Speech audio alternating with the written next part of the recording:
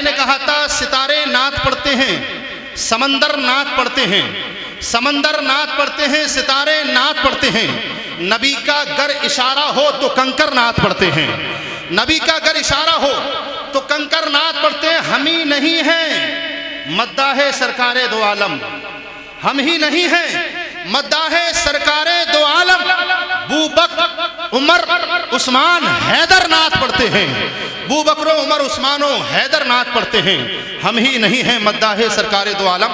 حضرت قاری ذریق احمد صاحب قبلہ ملے جلے کلام پیش کر رہے تھے، لاسٹ میں اعلیٰ حضرت کا کلام پیش کیا، بڑا طبیعت باغ باغ ہو رہی تھی، اور چونکہ حضرت قاری ذریق صاحب قبلہ نے بتا بھی دیا کہ جس محفل کے اندر اعلیٰ حضرت کا کلام نہیں پڑھا جاتا ہے وہ محفل ایسا لگتا ہے ادھوری رہ گئی ہے۔ میں سید نور عالم صاحب قبلہ، سید مصطفیٰ علی صاحب قبلہ، ان کی موجودگی میں کئی جگہ اس بات کو کہتا ہوں کہ ادھوری ہی نہیں بلکہ جب اعلیٰ حضرت کا کلام نہیں پڑھا جاتا ہے تو بغیر دولہے کی برات لگتی ہے، وہ ایسا لگتا ہے کہ بغیر دولہے کی برات جا رہی ہے۔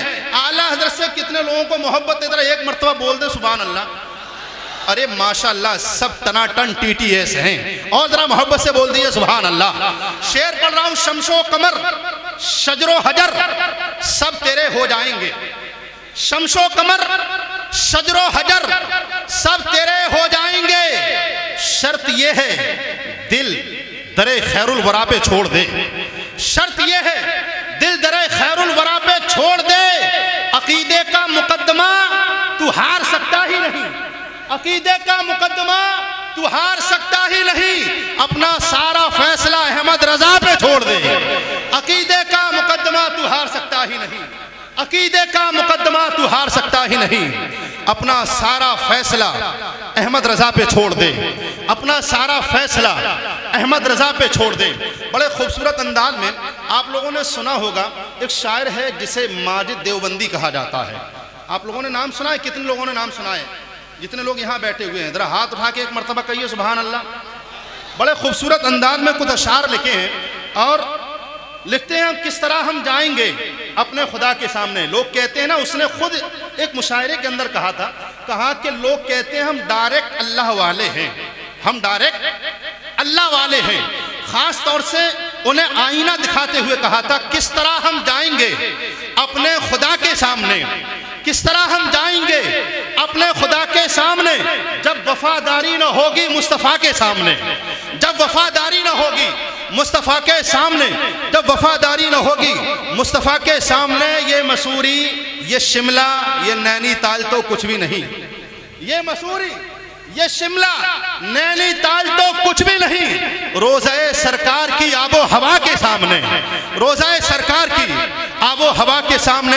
اے چراغوں سب یہ محبوب خدا کا فیض ہے، اے چراغوں سب یہ محبوب خدا کا فیض ہے، ورنہ کس میں دم تھا جو جل جائے مصطفیٰ کے سامنے، ورنہ کس میں دم تھا جو جل جائے مصطفیٰ کے سامنے، ورنہ کس میں دم تھا، ان کا جینا ان کا مرنا سب مصطفیٰ کے واسطے، ان کا جینا ان کا مرنا سب مصطفیٰ کے واسطے، سب ہیں مدھم چار یاروں کی وفا کے سامنے، سب ہیں مدھم چار یاروں کی وفا کے سامنے۔ آپ نے جو فرما دیا سو فرما دیا، سید نور عالم صاحب قبلہ آقا نے میرے، آپ نے جو فرما دیا سو فرما دیا، کس میں ہمت تھی جو آتا مصطفیٰ کے سامنے۔ آپ نے جو، لوگ کہتے ہیں علی گڑھ کے جلسے جس طرح سے ہوتے ہیں تو کبھی ہم لکھنؤ کی سرزمین کے جلسوں کو دیکھتے ہیں، کبھی بہار کی سرزمین کے جلسوں کو دیکھتے ہیں، تو ہم نے دیکھا ہے کہ اسٹیج پر سے لوگ زیادہ داد دیتے ہیں، لوگ یہ سمجھتے ہیں کہ اسٹیج والے جب زیادہ بولتے ہیں تبھی تو ہم بولیں گے، ایسا نہیں ہے، آپ ان کے مقتدی ہیں، یہ آپ کے مقتدا ہیں، بولیے سبحان اللہ۔ آپ ان کے پیچھے کھڑے ہوتے ہیں، جمعہ میں بھی، پنج وقتہ نمازوں میں بھی، عید میں بھی، بقرہ عید میں بھی۔ وہ الگ بات ہے جب نماز جنازہ ہوتی ہے تو جنازہ آگے ہوتا ہے، لیکن اس میں آپ بھی پیچھے ہوتے ہیں، ذرا محبت سے بول دیجئے سبحان اللہ۔ آپ نے جو فرما دیا سو فرما دیا، آپ نے جو فرما دیا سو فرما دیا، کس میں ہمت تھی جو آتا مصطفیٰ کے سامنے، کس میں ہمت تھی جو آتا مصطفیٰ کے سامنے۔ روکی سوکھی مل گئی، روکی سوکھی مل گئی جیسی بھی کھالی آپ نے، روکی سوکھی مل گئی جیسی بھی کھالی آپ نے، کچھ شکایت نہ کی کبھی ازواج کے سامنے، کچھ شکایت نہ کی کبھی ازواج کے سامنے۔ اب آئیے حضرات آپ کی سماعتوں کے حوالے الجامعۃ الاشرفیہ مبارک پور کی گود کا پروردہ، بہت ہی عظیم الشان عالم دین، ممتاز خطیب، خطیب اہل سنت، مفکر قوم و ملت، درس و تدریس کے جوہر نیاب، علم و عمل کے ماہتاب و آفتاب، محبوب العلماء حضرت سید نور عالم صاحب کی بلا سے گزارش کرتا ہوں وہ تشریف لا رہے ہیں، چند اشعار کے ذریعے رد عمل ملاحظہ کر لیجئے۔ ہم استقبال کیسے کرتے ہیں علی گڑھ کے لوگوں؟ یہ آپ کا پروگرام انصاری پروڈکشن سے آپ دیکھیں گے 2-4 دن کے بعد یوٹیوب پر آپ دیکھیں گے، اور آپ ہی نہیں بلکہ پوری دنیا اس پروگرام کو دیکھے گی۔ تو آپ ایسا پروگرام کیجئے کہ لوگ دیکھنے کے بعد کہیں کہ جلسہ تو علی گڑھ کے لوگ کیا کرتے ہیں، محبتیں تو ان کے اندر ہوا کرتی ہیں۔ میں چند مصرے آپ کی سماعتوں کے حوالے کر رہا ہوں، سید نور عالم صاحب قبلہ کو آپ کی سماعتوں کی دہلیز تک پہنچانا چاہتا ہوں کہ ہر لفظ میں سرکار کی الفت بھی ملے گی، ہر لفظ میں اہل اسٹیج کی توجہ کا طالب ہوں۔ آپ میرے خاندان کے لوگ ہیں اور جب آپ لوگ نوازیں گے تو میں سمجھتا ہوں یہ خود بخود نوازنے لگیں گے۔ ہر لفظ میں سرکار کی الفت بھی ملے گی، تقریر میں پھولوں کی لطافت بھی ملے گی، تقریر میں پھولوں کی لطافت بھی ملے گی، قرآن اور حدیث کے حوالے بھی ملیں گے۔ بس سنیے تو اندھیرے میں اجالے بھی ملیں گے، بس سنیے تو اندھیرے میں اجالے بھی ملیں گے۔ خورشید ملے گا کہیں مہتاب ملے گا، خورشید ملے گا کہیں مہتاب ملے گا، تقریر میں تمہیں جوہر نیام ملے گا، تقریر میں تمہیں جوہر نیام ملے گا، اصحاب محمد کا قرینہ بھی ملے گا، تمہیں کعبہ نظر آئے گا مدینہ بھی ملے گا، تمہیں کعبہ نظر آئے گا مدینہ بھی ملے گا۔ آئیے اس مہمان کا استقبال نعرہ تکبیر و رسالت سے کر لیتے ہیں، محبت کے ساتھ جسے اللہ نے دونوں ہاتھ سلامت دیے ہیں، محبت کے ساتھ نعرہ لگائے، نعرہ تکبیر۔ ماشاءاللہ میں حافظ و قاری طارق رضا صاحب قبلہ کو مبارکباد پیش کرتا ہوں کہ جلسہ آپ کا کامیاب ہے، سبحان اللہ۔ چونکہ یہ سادات کرام بھی تشریف لا چکے ہیں، علماء کرام سے یہ سٹیج بالکل کھچا کھچ ہے، اور الحمدللہ جتنا بڑا پنڈال انہوں نے بنایا تھا وہ بھی کھچا کھچ ہو چکا ہے، ماشاءاللہ سے ایک نورانی سما بنا ہوا ہے۔ اور محبت کے ساتھ نعرہ لگائیے، نعرہ تکبیر، نعرہ رسالت، نعرہ رسالت۔ علماء اہل سنت، علماء اہل سنت، جشن دستار بندی مدرسہ نور مصطفیٰ، ہے جدا سب گفتار بھی لہجہ بھی گفتار بھی، ہے جدا سب لہجہ بھی گفتار بھی، کند ہو جاتی ہے جس کے سامنے تلوار بھی، کند ہو جاتی ہے جس کے سامنے تلوار بھی۔ اللہ اللہ ان کا انداز خطابت آج بھی، اللہ اللہ ان کا انداز خطابت آج بھی، اٹھ کر بیٹھ جائے جو سن لے بیمار بھی۔ السلام علیکم ورحمۃ اللہ وبرکاتہ۔ الحمدللہ الحمدللہ الذی خلق الانسان وعلمہ ما لم يعلم، منحہ العقل والحواس لیبتغی من فضلہ ویغنم، والصلاة والسلام علی سید العرب والعجم وعلی آلہ واصحابہ المکرم، اما بعد فاعوذ باللہ من الشیطان الرجیم، بسم اللہ الرحمن الرحیم، هل يستوي الذين يعلمون والذين لا يعلمون، صدق اللہ مولانا العظیم وبلغنا رسولہ النبی الامین المکین الکریم۔ ایک بار درود پاک پڑھیں، اللہم صلی علی سیدنا و مولانا محمد معدن الجود والکرم وآلہ واصحابہ وبارک وسلم۔ حضرات گرامی، علی گڑھ کی سنگلاخ سرزمین پر رسول اعظم کانفرنس میں آپ کی یہ تعداد انتہائی تعجب میں ڈالنے والی ہے۔ ادھر اگر منہ کر لیا جائے تو کانفرنس ہو جائے، اور آپ کی طرف منہ کر لیں تو جلسہ ہو جائے۔ واہ واہ واہ واہ۔ رب کریم حافظ طارق صاحب کو مزید طارق ابن زیاد کا جذبہ عطا فرمائے، آمین آمین۔ اور ہمارے احباب جانتے ہیں کہ جو علم کی ہریالی علی گڑھ میں دکھائی دینے لگی ہے اور خاص کر اہل سنت کی بہاریں دکھ رہی ہیں، اقبال کا یہ شعر یاد آتا ہے، کسی کے ہاتھ نے مجھ کو سہارا دے دیا ورنہ کہاں میں اور کہاں یہ راستے پیچیدہ پیچیدہ۔ واہ واہ واہ۔ تو ہم سب جانتے ہیں کہ جن کے دم قدم سے یہ بہاریں ہیں، آج براہ راست علم کی فضیلت اور علم کی اہمیت پر گفتگو کرنی ہے، اور آپ حضرات انشاءاللہ وہ مبارک سما بھی دیکھیں گے کہ جب حفاظ طلباء کرام اور انجینئرز اور فاضل علماء کرام کے سروں پر دستار علم و فضل سجے گی۔ سبحان اللہ سبحان اللہ۔ ایک زبردست خلا پایا جاتا تھا ہماری جماعت میں کہ جو عالم تھا وہ صرف عالم تھا، میڈیکل لائن سے ناواقف تھا،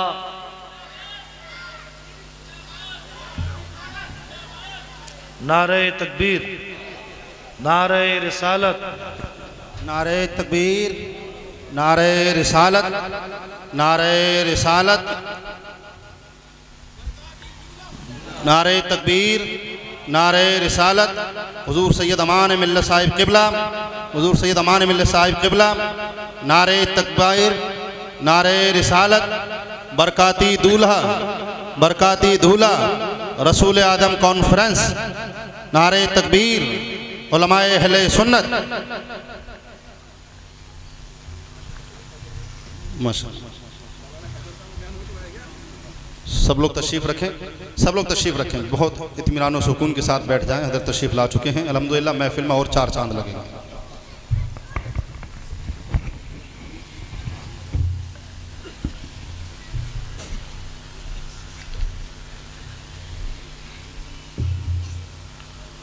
تشریف رکھیں۔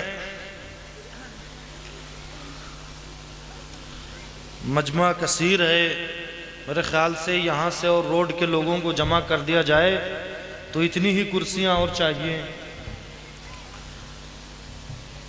انشاءاللہ آئندہ سال اور بڑا انتظام کیا جائے گا انشاءاللہ۔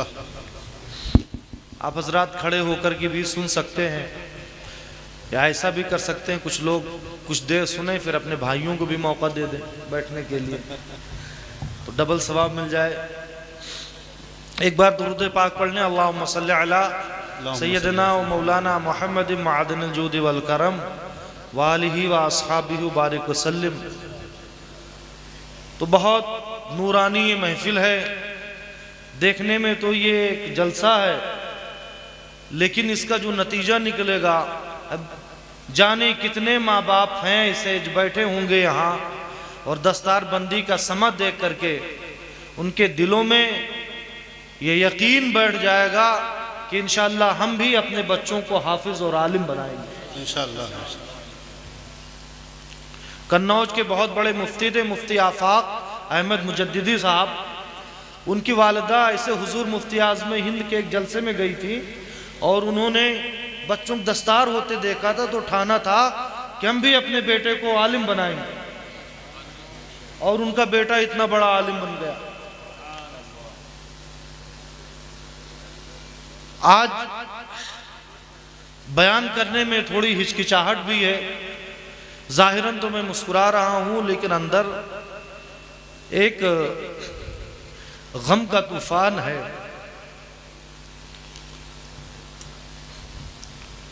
انجینئر بلال اور انجینئر فخر الدین ایسے بااخلاق باادب،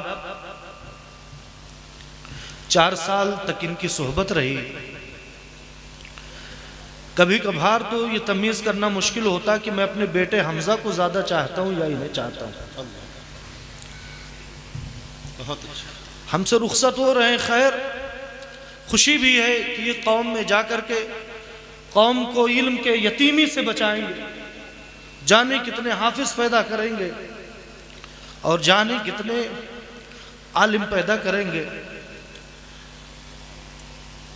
بقدر القد تکتسب المعالی من طلب العلا سحر اللیالی. ایک عربی شاعر نے کہا ہے کہ انسان جس قدر مشقت کرے گا اسی حساب سے اسے بلندیاں ملتی ہیں.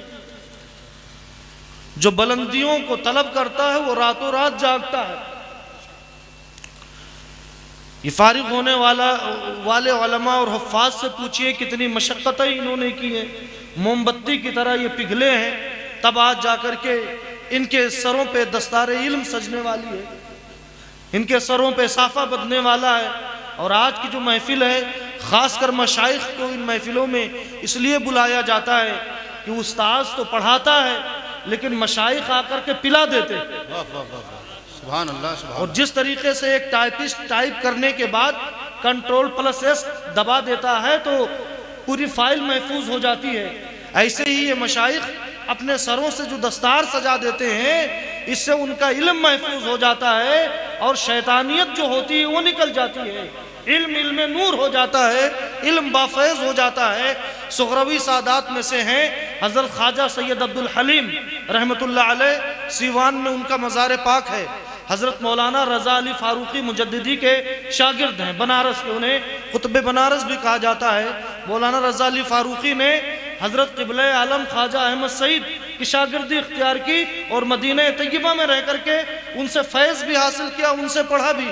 اور اتنے باکرامت بزرگ گزرے کہ شادی میں وہ بہنوئی پھاوڑا چلاتے نا، انہوں نے پہلا پھاوڑا جو زمین پہ مارا تو چشمہ ابل پڑا. قطب بنارس کہا جاتا ہے انہیں. تو حضرت خواجہ سید عبدالحلیم پڑھتے تھے اور بچے تو سبق یاد کرتے، یہ صرف استاذ خدمت کرتے اور استاذ بھی کچھ نہ کہتے. جب دستار بندی کی وہ شب آئی تو سارے بچے خوش ہیں، کوئی یہ کر رہا ہے کوئی وہ کر رہا ہے، یہ اپنے کمرے میں بیٹھے آنسو بہا رہے ہیں. استاذ نے جب اپنے محبوب شاگرد کو نہیں دیکھا تو تلاشتے تلاشتے کمرے میں پہنچ گیا، دیکھا تو رو رہے ہیں. کہا عبدالحلیم رو کیوں رہے ہو؟ تو کہتے ہیں کہ سرکار ان لوگوں نے پڑھا ہے تب دستار لے رہے ہیں، ہم نے کیا پڑھا ہے، ہم تو آپ کی خدمت کرتے رہے.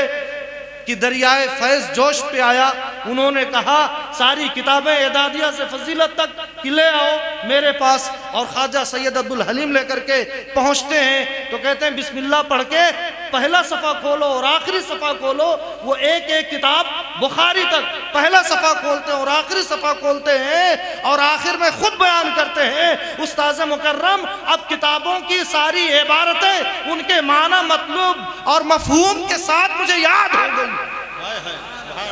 استاذ نے کہا جب یاد آ گئی ہے تو آؤ گلے سے لگ جاؤ. گلے سے لگایا تو علم باطن بھی جو سینے میں تھا وہ بھی عطا کر دیا. سبحان اللہ. سبحان اللہ. تو دستار کا جو کانسیپٹ ہے وہ اسی لیے ہے تاکہ علم محفوظ ہو جائے، علم ظاہر سے بھی حصہ مل جائے اور علم باطن سے بھی حصہ مل جائے. کلام پاک میں متعدد آیات ہیں. اللہ تبارک و تعالیٰ فرماتا ہے یرفع اللہ الذین آمنوا منکم والذین اوتوا العلم درجات، کہ اللہ تبارک و تعالیٰ ایمان والوں کو اور علم والوں کو درجوں بلند فرماتا ہے. سبحان اللہ. اس کی کئی ایک مثالیں ہیں کہ اللہ تبارک و تعالیٰ ایمان والوں کو اور علم والوں کو کیسے درجے بلند فرماتا.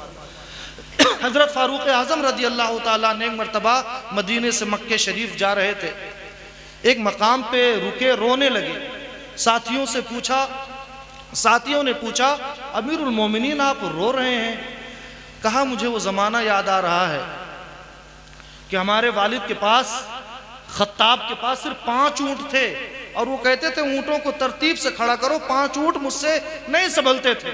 میرے والد جو تھے کانا فظن غلیظہ، سخت مزاج تھے، مجھے زد و کوب کیا کرتے تھے کہ 5 اونٹ نہیں سنبھال پاتے ہو. اور اسلام اور ایمان کی برکت یہ ہے کہ آج مدینے سے شام تک کا سب کے سیاہ سفید کا میں مالک ہوں، میرے اور اللہ کے درمیان کوئی تیسرا نہیں.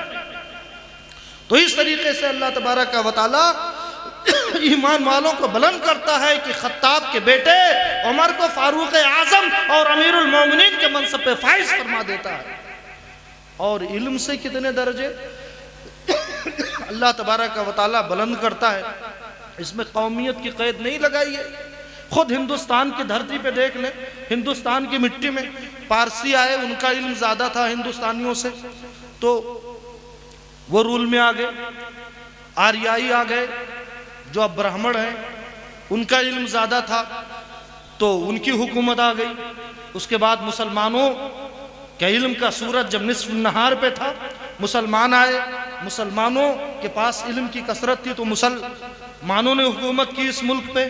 اس کے بعد جب وکٹورین ایرا آیا، وکٹوریہ کے زمانے میں بتایا جاتا ہے سورج نہیں ڈوبتا تھا، اتنے لمبے حصے پہ اس کی حکومت تھی۔ اب انگریز جب سائنس اور ٹیکنالوجی لے کر کے بھارت کی دھرتی پہ آئے اور مقابلہ ہوا، اسی آگرہ میں مقابلہ ہوا، ہماری توپیں جمنا نہیں پار کر پا رہی تھیں، وہ جمنا سے باہر بیٹھے بیٹھے تاج محل میں بھون دیا کرتے تھے سپاہیوں کو۔ تو کتنے سالوں تک، تقریباً 200 سالوں تک انگریزوں نے حکومت کی۔ تو تجربے سے یہ بات ثابت ہے کہ اللہ تبارک و تعالی علم والوں کو درجوں بلند کرتا ہے۔ آپ سے بھی میں تھوڑی گفتگو کروں گا، اور تھوڑی گفتگو ان سے کروں گا جو فارغ ہو رہے ہیں، جو اپنی قوم میں جا رہے ہیں۔ ایک آج کے 10 سال پہلے زمانہ تھا جب میری فراغت ہوئی تھی، ہمارے استاذ ہمارے گھر آئے تھے مبارکباد دینے کے لیے، تو انہوں نے بڑی پیاری نصیحت کی تھی۔ آج میں فارغ ہونے والے علماء اور طلباء کو وہی چیز یاد دلاتا ہوں اپنے استاذ کی۔ انہوں نے کہا تھا من جدہ وجدہ، کہ عربی کی کہاوت ہے کہ جو کوشش کرتا ہے وہ پا جاتا ہے۔ تو کہتے ہیں میں اپنے بیٹے نور عالم کو وصیت کرتا ہوں کہ اسے بدل دے، کہ من وجدہ جدہ، جسے کوئی چیز مل جائے تو اسے باقی رکھنے کے لیے کوشش کرنی چاہیے۔ سرکار اعلیٰ حضرت فرماتے ہیں کہ یہ نصاب جو ہے درس نظامی کا، یہ مطالعہ کی کنجی ہے، اس پہ کوئی شخص اپنے آپ کو کامل نہ سمجھ لے۔ اب مطالعہ کی چابی مل گئی ہے کہ آپ جس لائن میں، جس سبجیکٹ کو پڑھنا چاہیں اس سبجیکٹ کو آپ پڑھتے رہیں اور اپنے علم کو بڑھاتے رہیں، اپنے علم کو بڑھاتے رہیں۔ ایسے ہی حضرت امام بخاری رحمۃ اللہ تعالیٰ علیہ کے پاس کچھ لوگ آئے، کہتے ہیں امام بخاری وما دواء الحفظ، یاد کرنے کوئی دوا بتا دو، کس طریقے سے حافظہ مضبوط ہو۔ سوال کرنے والوں نے سوچا تھا کہ امام بخاری پہلے کے علماء طبیب بھی ہوا کرتے تھے، کہ کوئی نسخہ بتا دیں گے، کوئی معجون بتا دیں گے، کوئی دوائی بتا دیں گے۔ تو امام بخاری رحمۃ اللہ علیہ جو لاکھوں حدیثوں کے عالم تھے، حافظہ بہت مضبوط تھا، اور حافظہ اتنا مضبوط تھا کہ آج کتاب اللہ کے بعد امام بخاری کی صحیح کو سب سے اونچا درجہ دیا جاتا ہے۔ تو پوچھا کہ حافظہ مضبوط کیسے ہو؟ تو امام بخاری نے 2 فارمولے بتائے۔ ایک فارمولہ یہ کہ طالب علم میں سچی طلب ہونی چاہیے، اسے حریص ہونا چاہیے سیکھنے۔ آج تو اس موبائل نے اتنا ماحول خراب کر دیا کہ بچہ چاہتا ہے کہ کلاس روم میں بھی وہ گیم کھیلے، تو طلب نہیں رہی۔ تو لوگ اپنے ذہن اور اپنے دماغ کو کوستے ہیں کہ اب دماغ کم ہو گیا ہے، نہیں، طلب ختم ہو گئی ہے۔ اور دوسری چیز جس سے حافظہ مضبوط ہوتا ہے، فرمایا کثرت النظر، کثرت مطالعہ، کثرت سے آپ کتب بینی کریں، کتابیں پڑھتے رہیں۔ اگر طلب آپ کے پاس اچھی ہے اور کتابوں پر گہری نظر ہے تو خود بخود آپ کا ذہن وسیع ہوتا چلا جائے گا۔ میں نے ایک موقع پر اپنے استاد سابق شیخ الجامعہ علامہ محمد احمد مصباحی صاحب قبلہ کے زبانی یہ بات سنی کہ علامہ مدنی میاں ماشاءاللہ اولو الاذہان میں سے تھے، بڑے قابل تھے، اور میں نارمل طالب علموں میں سے تھا، لیکن میں نے فراغت کے بعد محنت کی، مشقت کی، اور اللہ تبارک و تعالیٰ نے جو کچھ مجھے دیا محنت اور مشقت کے صلے میں دیا۔ تو ایک چیز حرص ہے، سچی طلب ہے، اور دوسری چیز کثرت مطالعہ۔ نعرہ تکبیر، نعرہ تکبیر۔ آپ سب لوگ تشریف رکھیں، باقی جو لوگ اسٹیج پہ ہیں وہ ائمہ کرام ان کا استقبال کر لیں گے، باقی سب لوگ تشریف رکھیں۔ حضرت علامہ غلام ربانی صاحب قبلہ، حضرت علامہ غلام ربانی صاحب قبلہ، نعرہ تکبیر، نعرہ رسالت۔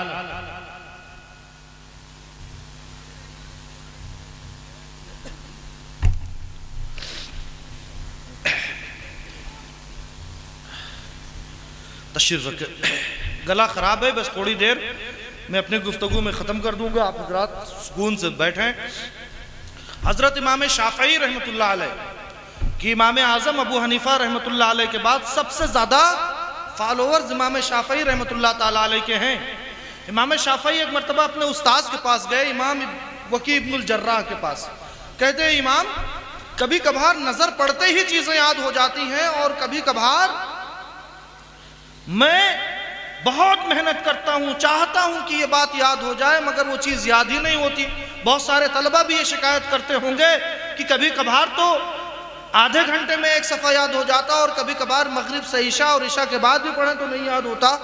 تو امام وکی ابن الجراح نے بڑا پیارا جواب دیا کہ شافعی جس دن تمہیں یاد نہ ہو تو غور کرو اپنے اعمال پر، یقیناً اس دن کوئی نہ کوئی گناہ تم سے ضرور سرزد ہو گیا ہے.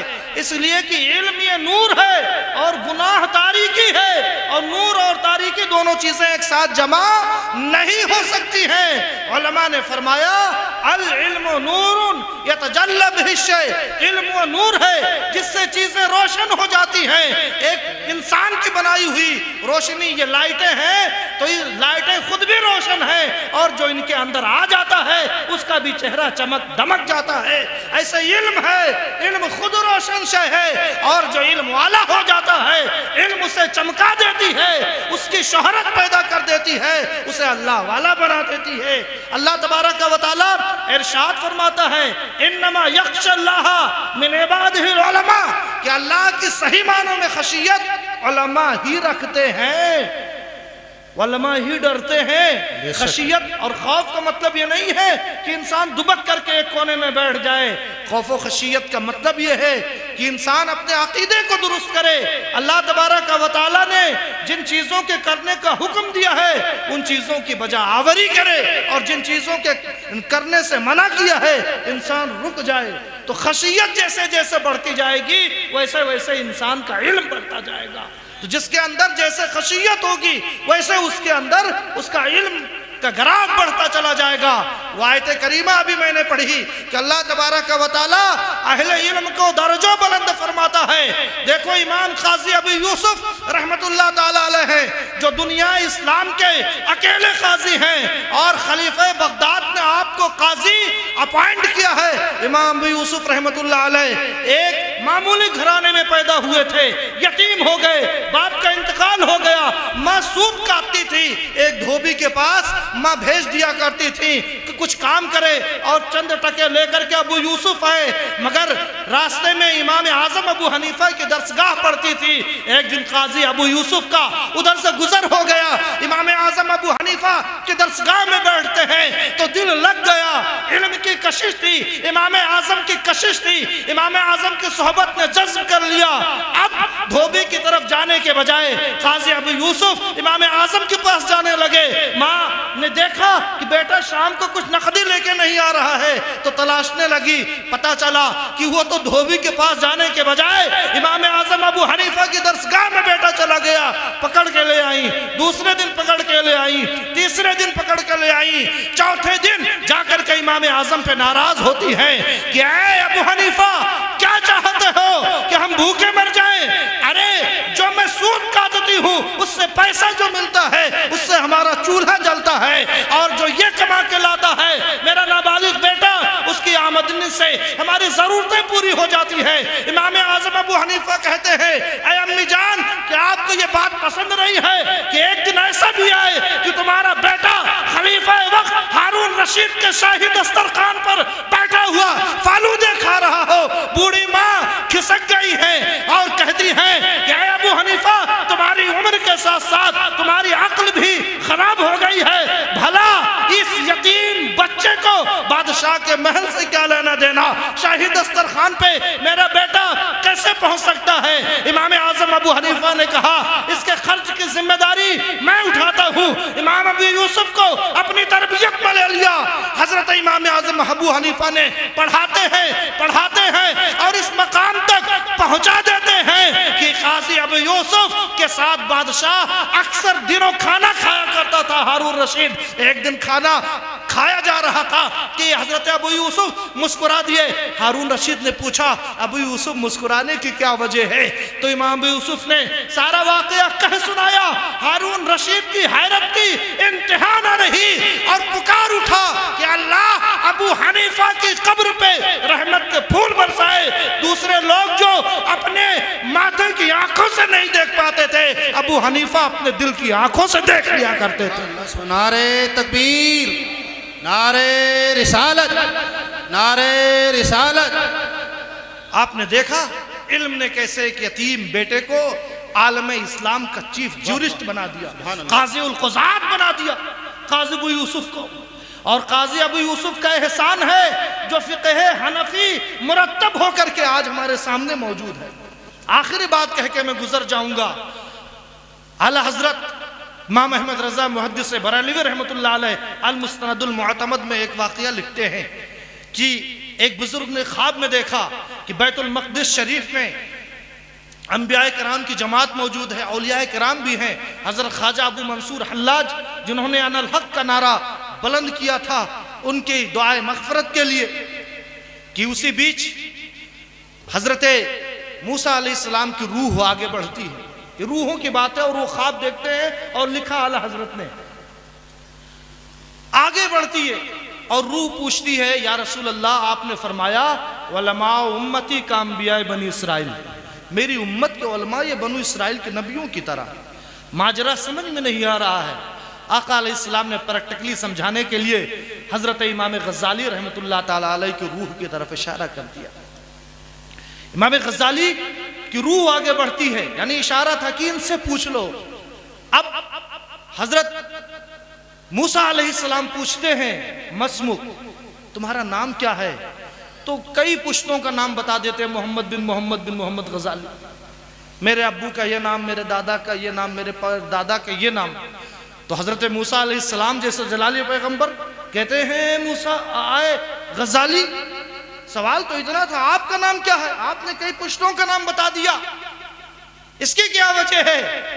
تو بہت ادب کے ساتھ امام غزالی کی روح گویا ہوتی ہے، کہتی ہے اے موسیٰ یاد کرو وادی سینا کو، وہاں جب آپ گئے تھے اللہ نے اتنے پوچھا تھا وما تلک بیمینک یا موسیٰ، اے موسیٰ تمہارے ہاتھ میں کیا ہے؟ جواب اتنا تھا کہ لاٹھی ہے، لیکن آپ نے کہا تھا یہ عصایا اتوکل علیہا واہش بہا علی غنمی ولی فیہا مآرب اخری، یہ میری لاٹھی ہے، اس سے میں یہ کرتا ہوں، یہ کرتا ہوں، یہ کرتا ہوں، بکریوں کے لیے پتے جھاڑتا ہوں، ٹیک لگاتا ہوں۔ تو موسیٰ جواب دیتے ہیں اے غزالی کیا پتہ نہیں وہ بارگاہ عزتی تھی، میں چاہ رہا تھا کہ کلام بڑھتا جائے اور اللہ سے گفتگو کا مزہ ملتا جائے۔ غزالی کی روح کہتی ہے کہ اے اللہ کے پیغمبر یہاں بھی تو ایک امتی اور ایک نبی کا معاملہ ہے، میں بھی چاہتا ہوں گفتگو بڑھتی جائے اور گفتگو کا مزہ ملتا جائے۔ اب موسیٰ رسول اکرم کی طرف متوجہ ہوتے ہیں، عرض کرتے ہیں یا رسول اللہ آپ نے سچ فرمایا، آپ کی امت کے علماء بنو اسرائیل کے نبیوں کی طرح ہے۔ وما علینا الا البلاغ، استغفر اللہ رب من کل ذنب، لا الہ الا اللہ محمد رسول